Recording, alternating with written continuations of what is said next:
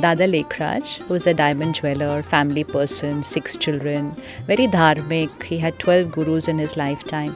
He had certain visions once. He was sitting on the Banaras Tat and he had visions, sakshatkar jisko hum kehte hain na, vision aaya.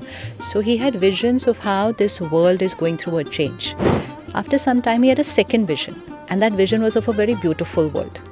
So he saw जैसे कि ना आत्मा energy is coming onto the planet and then taking the form of a deity. And so he realized, oh, the world is not coming to an end. The world is going through a big transformation. 14 years they were like there, but they were doing tapasya for themselves, practice of soul consciousness. See, मैं आत्मा हूँ, everybody knows it, but it's just a point of knowledge for us. So let me begin by asking about the organization of the Brahma Kumari.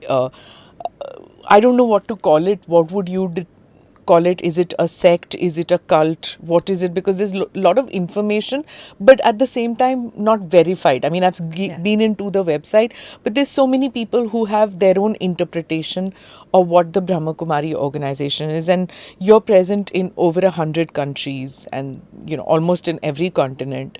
तो कुछ बताएंगे आपके organization के बारे में? It's an NGO, but a socio-spiritual organization.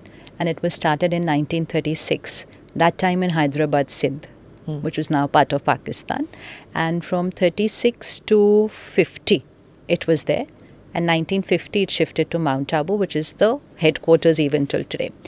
It was started by... Mount Abu in Rajasthan, just in case... Mount Abu in Rajasthan, sorry. No, that's perfectly fine. Yeah. Yes, ma'am. So, Dada Lekhraj, who was a diamond jeweler, family person, 6 children, very dharmic. He had 12 gurus in his lifetime. He had certain visions once. He was sitting on the Banaras Tat and he had visions, sakshatkar jisko hum kehte hain na, vision aaya. So he had visions of how this world is going through a change. And at that time, we're talking of 1936, even before the Japan World War. Okay. So us time he had a first vision was of war in which there was a lot of loss, lot of damage. Second vision he had was of civil war, which is mean a religion-based war. Achha. And third vision he had was of natural calamities. So उनको बस ऐसे एक दिन तट पर बैठे हुए ना ये सब ऐसे दिखाई दिया, and he felt as if everything is, coming to an end. He thought like, what's the purpose of life? ये तो सब खत्म हो रहा है जैसे.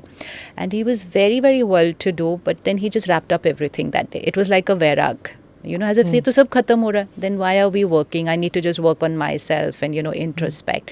So he just finished off his partnership with, and he said, बस मुझे कुछ नहीं चाहिए अब. जो बनता है तुम दे दो, बस मुझे नहीं करना अब कुछ भी. And then he went into introspection. He was just sitting alone, introspecting, soul. Atma ho, he was writing, reading. After some time, he had a second vision. And that vision was of a very beautiful world. So he saw जैसे कि ना आत्मा energy is coming onto the planet and then taking the form of a deity. And so he realized, oh, the world is not coming to an end. The world is going through a big transformation. And then he realized that this is not, because he couldn't understand कि ये कौन उनको दिखा रहा है, ये कैसे हो रहा है. Again he went into a lot of introspection, and then suddenly he was being used as an instrument to give this gyan. He could feel it, that it's not him. उनको तो नहीं आता था. So we call him our first student. We don't call him a teacher. We don't call him definitely not a guru. It was like the first student. So he was studying. And then the others who were there, they started coming and everybody started studying. So they started from 1936 was the Sakshatkar. People started coming, let's say, from 1937. Sisters, girls and mothers started coming more. Community was more Sindhi at that time, Sindh, Pakistan. And most of the men were abroad, Hong Kong and that area for business. So it was more the women folk who were coming there initially. Of course, there were men also. Then we were taught... Coming where? Coming to the satsang, which he started in his house. Matlab, he was just sharing. It was not even, you can't even call it a satsang. It was not a structured thing. वो जो उनको मिल रहा था, he was just sharing. So people started coming and listening. But what was happening was when they were coming, ना उनको भी vision हो जाता था.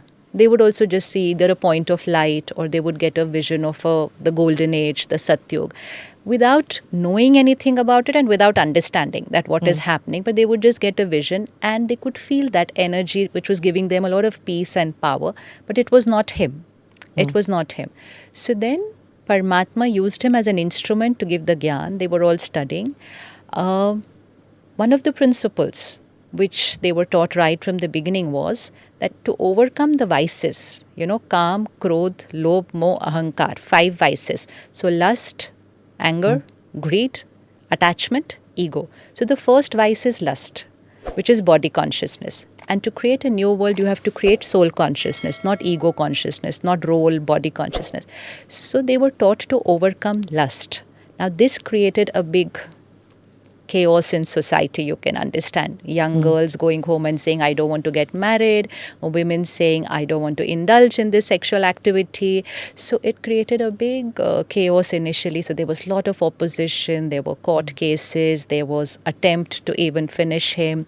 But they continued with their determination and their faith in what they were experiencing. He stayed in Sindh during this period? Yes. Okay. And then he also went to Karachi. And there, 14 years, they did tapasya for the self. That was a group of about 300 people. Now you're talking about him being in Pakistan, because by then Pakistan has happened. Yeah, up to 1950 they were there. So, but 14 years they were like there, but they were doing tapasya for themselves, practice of soul consciousness. See, मैं आत्मा हूँ, everybody knows it, but it's just a point of knowledge for us. In our daily life, we don't live our life with that consciousness. If we lived our life in that soul consciousness stage, these vices would start finishing off, disappear. But ego conscious, role conscious, body conscious is what takes us towards lust, anger, greed, jealousy, worry, comparison. Matlab that entire list which is on the other side. So 14 years of tapasya. In the meantime, India got independence. The partition happened. They were all there, just safe. Nothing and no one touched them. And you come out 1950 and they just shifted to Mount Abu then. That was also a trans message कि Mount Abu जाना है. कौन आया था उस वक्त? सारे के सारे आ गए थे? All. The entire group of 350. Okay. The entire group of 350. They shift. They came by ship. They all came, सब सामान भी मुंबई में people. आके फिर वहाँ से नहीं, not Mumbai. Karachi. Okha. Okha, port. Gujarat. Gujarat, वो जामनगर के पास जो है, ओखा पोर्ट. वहाँ से फिर आई माउंट आबू.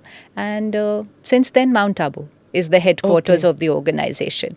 And then धीरे धीरे that group of 350, after another 3-4 years more of tapasya there, then they went out into groups in the city, which means 2 sisters would go to Delhi, 2 would go to Mumbai, 2 would go to Kanpur. Some families had also shifted here, no? Their families, they invited them. And then that satsang started in those cities, towns. And now it's there in 137 countries. You spoke about more women coming क्योंकि the men were going व्यवसाय के लिए बाहर जाते हैं, तो more women come to which is visible even to date. No. There are more women, not just your organization. I'm saying in general organization, I would think more women have the time and. Here it's not like that. But okay. Here, but the one thing that is there is women are the administrative heads right from the beginning. Okay. Even that time, Brahma Baba, whom we call Brahma Baba, he gave his entire wealth, made a trust of 8 sisters and surrendered everything. Why sisters? That's what I wanted to know. That is what the trans message was: keep women in the front. Women in the front in 1937, where women were, just closed indoors. They didn't even have a choice of there what they were was no to do. religion that I can think of, or no cult or no sect of any religion which had women as administrators and propagators. To some extent, I think the Buddhists sent out women to East Asia and all for propagating the religion, but I can't think of any other sect which had women. This was from 1937. Sisters were in the front, and that's why the name is Brahma Kumaris. But actually, men and women, which means we call them brothers and sisters, equal number at every center. Even in Seva, equal number at every center. Daily students coming to class to study, equal number at every center. But running the center, running every center, and the administrative head of the organization, they are not spiritual heads. They are called administrative heads. Spiritual knowledge, head is only what knowledge we're getting from Paramatma. All administrative heads, all sisters.